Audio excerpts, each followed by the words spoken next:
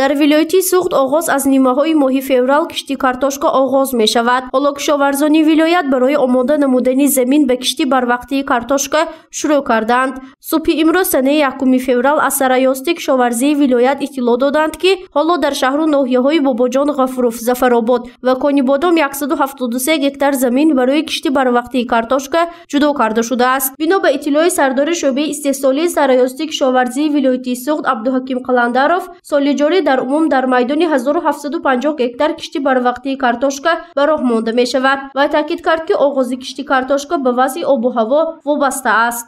کشتی کارتوشکا بروقتی را وابسته به همین باد و هوا، همین در میان ماه فوریه کشتی کارتوشکا بروقتی را در شهر و ناحیه آغاز میکنند. کارتوشکا هست پیشپزک است، میانه پس است و دیرپس است. در ولایت سوخت سال جاری در میدان 27624 گکتار کشتی کارتوشکا به نقشه گرفته شده است که این رقم در مقایسه با سال 2021 2165 گکتار زیاد می باشد. حالا کشاورزان بیش از 90,000 تن تخمی کارتوشکا را ذخیره کردند که آن در ناحیه‌های دیوشتیچ، کوهستانی، مسجد، شهرستان، پنجکند و استراوشان نگاه داشته می شود. مسئولین گفتند که دیگر شهر و ناحیه‌هایی که به کشتی کارتوشکا مشغولند می توانند از این ناحیه‌های کارتوشکا پرور تخمی را دسترس کنند. هدف از زیاد نمودن میدان کشتی کارتوشکا این تأمین پوره اهالی با این نمودی محصولات و معتدل نگاه داشتن نرخ کارتوشکا در بازار محسوب می شود.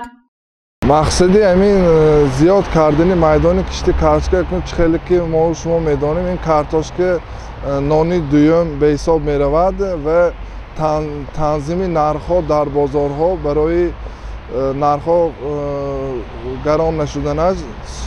سال جاری ما کشتی کارتوشکا را نسبت سال گذشته زیاد کردیم که همین در بازارها نرخ‌ها معتدل باشند و طلبات مردم پوره قانع گردانیدند. گفته می شود که کشتی اساسی کارتوشکا در شهر و نواحی ولایت ماه‌های مارت و اپریل آغاز می شود. حالا در ولایت سوخت اساساً 7 ناحیه کارتوشکا پرور موجود است که اینها دیوشتیچ، کوهستانی، مسجد، شهرستان، پنجکند، استراوشان و عینی می باشد. سال گذشته 2021 در همه شکل‌های خواجگیداری ولایت 25459 گکتار کشتی کارتوشکا گذرانیده شد که این نشان داد نسبت به همین دوره سال 2020 2107 گکتار زیاد می باشد.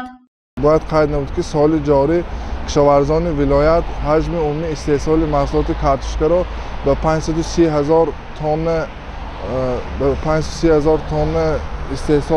استحصال گردانیدند که این نشان داد نسبت سال گذشته 17,931 گکتار زیاد می باشد.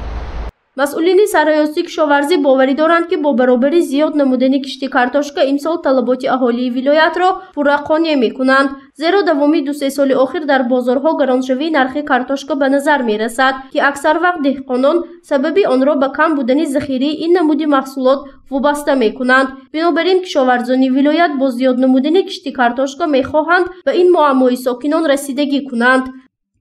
گزارش فرزانه شمسی و نسیم رحیموف برای برنامه اطلاعاتی خبر.